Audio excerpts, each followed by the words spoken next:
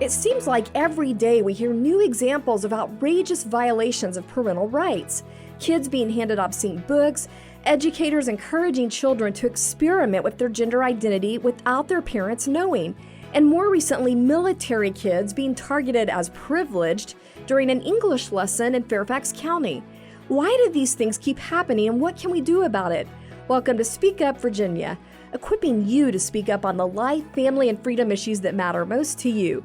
From the Family Foundation, I'm your host, Candy Cushman, and I'm joined today by our president, Victoria Cobb. Well, I don't think we've had a chance yet to share some of the highlights that came out of this awesome event we did recently at the State Capitol, Mama Bear Day. Tell us about it from your perspective. It was awesome. It's so great to have all these parents down at the Capitol. Sometimes we're alone down here and our folks are advocating and, but on those days where you have an army of people telling their stories to legislators, it really makes a difference. It was just a fantastic day. Lots of folks, moms, dads, and just even actually we even had a kid tell his story to a legislator. And so I think it was really powerful.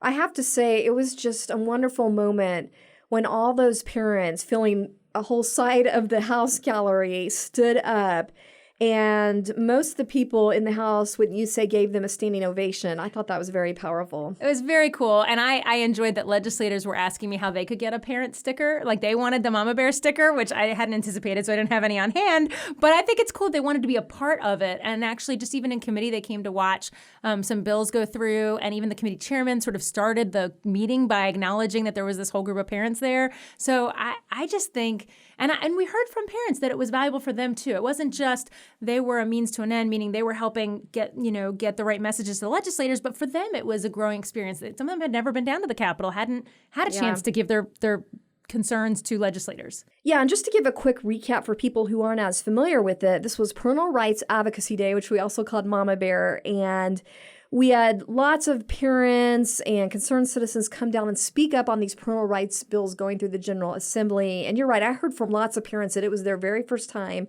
And one big takeaway most of them had was that they said they felt heard by opponents of the parental rights bills, that they actually got to walk in the offices of liberal members, representatives that sat on these key committees and talk to them. Yeah, I was very pleased that they weren't just meeting with people that probably already are going to vote our way. They were meeting with people who really did have differences, and they could share those.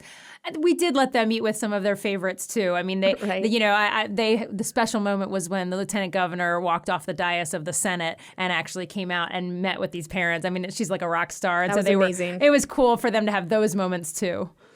Yeah, and so we've got great news coming out of this. One of those bills the parents were most concerned about, having to do with parental review of sexually explicit content in the classroom, just passed a huge obstacle. Will you tell us about that? Yeah, this is a bill that simply says, look, if curricula has in it sexually explicit content, we're going to notify a parent, and a parent can select an alternative if there's a concern. There can be a way to work around that. And that bill made it through a committee that honestly has been a real obstacle for everything. It's a Senate Education and Health Committee, and that fares very well. It got bipartisan support, which it should. Parents' issues should get bipartisan support. So it was exciting because we know that that's actually the biggest hurdle in the whole process. We think once it does that, it should pass the Senate floor. It should go onto the House, over to the governor. I mean, this is a big step towards maybe getting the whole enchilada into the law, in a month or so. Yeah, huge praise report, because that committee has pretty much been blocking everything else we care about for the most part, right? But this one got through. Yes, it's been a very difficult committee. And, this is a similar bill we got to the governor years ago. It's just it got vetoed. So now we have a governor that understands parents, and we think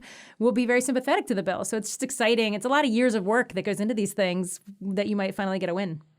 Well, stay tuned on that topic, everybody, because we are going to have urgent alerts on that coming out on our email alert that will let you know when your voice is needed to help get this all the way to the governor's desk. So be watching out for that. If you aren't signed up for our alerts yet, be sure to do so at familyfoundation.org. That's familyfoundation.org. Well, I'll just go ahead and dive right into today's topic. As we mentioned in our introduction, it just seems like every day we hear of a new outrageous example of just this really gross disrespect to parents. And it's happening in schools all across the Commonwealth. It's not just places like Fairfax. Victoria, you even had a friend, right, that shared with you just the other day about an obscene book that her child found in school. Yeah, there is a lot.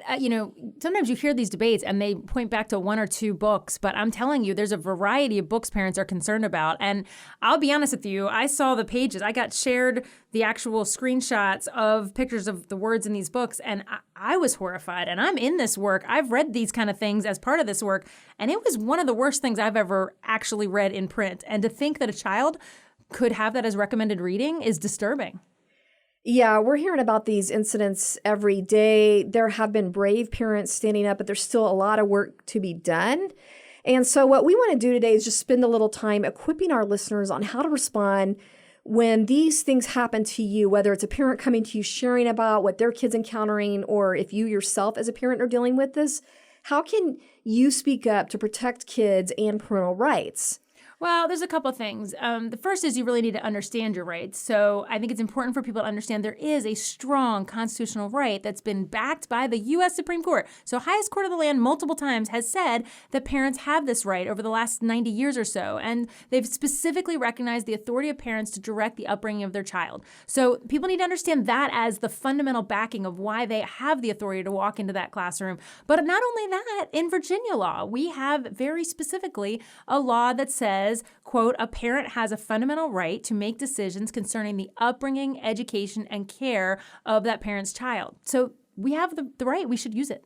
Yeah, it's also backed up by the Virginia Supreme Court, which made it very clear that this is a fundamental right. When they use the word fundamental, that means that government officials have to have a compelling reason before they can just restrict parental rights. That means the burden of proof is on them to show why they need to violate this right. They can't just do it willy-nilly because it's in their way, it's inconvenient to them. They've got to have a really good reason for doing that. But unfortunately, we still see a lot of schools just going ahead violating parental rights and not really having accountability on that. Yeah, I mean, I do think it's going to help that we have new leadership in town, especially with the new superintendent. They have a lot of control over regulations around the curricula. So I am excited for that. But whether permanent change is really going to happen does depend on whether parents seeing these things locally are going to speak up about what they're seeing. That's right. And I will mention that one piece of information we put out there to equip parents who are trying to defend their rights is the fact that the social science data actually backs up their case. I don't think a lot of people know this, but there are actually numerous studies over the years showing that parental involvement not only improves students' academic performance, this is shown over and over, but also their overall emotional and physical health. And believe it or not, these studies, these statements are coming from a place that is often giving more liberal advice, and that's the infamous CDC, the Centers for Disease Control and Prevention, has these statements out that parental involvement helps kids at school. Now, let me just mention real quick, we've been talking about all these court cases and these studies, and I just want people to know, if you want to read those actual quotes and look at these actual studies, you can find that information in our Speak Up conversation tips. Just go to familyfoundation.org/speakupvirginia. That's familyfoundation.org/speakupvirginia. Thanks for joining us for Speak Up Virginia, brought to you by the Family Foundation. If you're enjoying the show, help us encourage others to speak up by giving us a 5-star review and sharing it with friends. Thanks for listening. Well, Victoria, what would you say are some of the most common attacks that you hear against policies protecting parental rights, especially when you're in the state capitol all the time? The big thing is that they often like to get to motivation. So the attack attempts to know the motivation of the parent, and they immediately go to racism or LGBT discrimination, that this parent is just a racist or they just are hateful. And usually that's just not even remotely the case. They're just simply wanting to protect their child. But we hear it all the time. In fact, it's the name calling is a way to dodge the actual conversation. And so it has become the popular approach. And these parents will say it's not about a specific book. It's about the right. But they try to raise one book. So they'll raise a book about Black history that isn't even a problematic book. And they'll say, this is really about, you just don't want your kids to learn something in school. And that's not at all it. Or, right, that it's a gender queer book. And so, oh, you are against transgender people. So that's why you're saying you want parental rights. The piece of the book that my friend shared with me, I read through it and I realized it was, in fact, a lesbian scene. But it would have been horrific if it hadn't been. Let me just say, it's explicit because it's explicit. But they want to make it about hate. They want to make it a bad motivation when really it's a motivation of loving your child. That's the amazing thing. It's really about protecting and wanting the best for your child to thrive. And I'm seeing those same kind of attacks not only in Virginia, but used against the parental rights movement nationwide. So, Victoria, how would you advise people? What is the best way to respond when they use that line of attack? Well, I think the best way to respond is simply this, that the truth is we should all be able to unite around protecting all children and upholding common decency standards in the public school environment. A simpler way to put it, a legislator put it this morning, was he simply said, why do we keep wanting to push this stuff in schools? I think most of us realize that there isn't that much value to the things that are being pushed, but we all agree that no law protects the abuse of any child, whether verbal, physical, sexual, or emotional. This is about protecting kids' hearts, minds, and bodies. It's not about adult identity politics.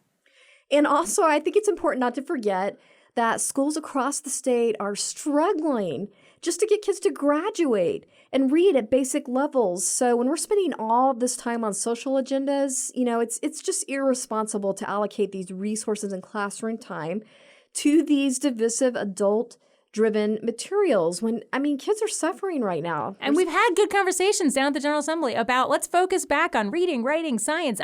Our numbers are terrible. And so I think that is a really effective talking point in this moment. Yeah. I think that's one reason that parental review bill did get so far and we got bipartisan support at this moment. I also think an important point to bring up to those who don't necessarily share our worldview on these issues is just this issue of local control. First of all, it is hard to argue that parents, they do have the most intimate knowledge of their kids, and therefore they can make the most informed decisions for their child's welfare. So absolutely, parents should have the power to decide if, when, and how their kids are going to be introduced to these sensitive topics, things that are controversial, especially when it comes to sexuality. And I will say over the years, as I have worked on this topic, especially when I was at Focus on the Family, I've run into so many parents, they aren't necessarily religious, who have concerns that their children are simply too young for these adult topics. They just simply aren't psychologically or emotionally ready to handle adult-centered topics at the stage they're being pushed into the school. So this whole trend of schools mandating these lessons as early as preschool, it's not only does it undermine their constitutional rights, as we talked about, but it is flat out undemocratic.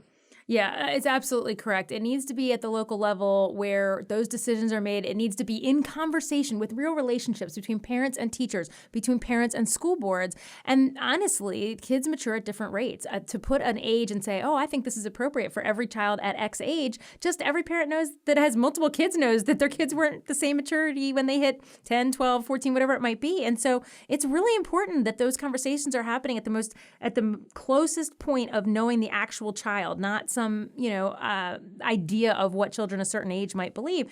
And also, schools function best when they're under local control, and the control is by the parents. Yeah, and you've said many times before that the whole thing of protecting parents' rights ultimately does get back to constitutional government protecting a self-governing society, because when you start taking away parental authority and inserting the government, you basically are then robbing basic freedoms, especially First Amendment freedoms. So if we really care about our American system, I think it does start with the family and parental rights.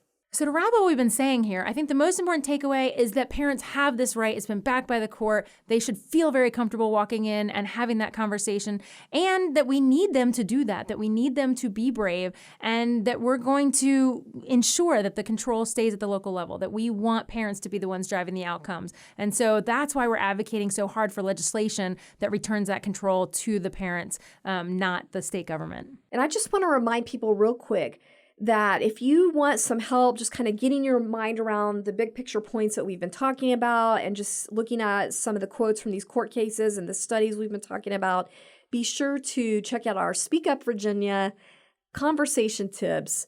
And probably the easiest way to get there is familyfoundation.org/speakupvirginia. That's familyfoundation.org/speakupvirginia.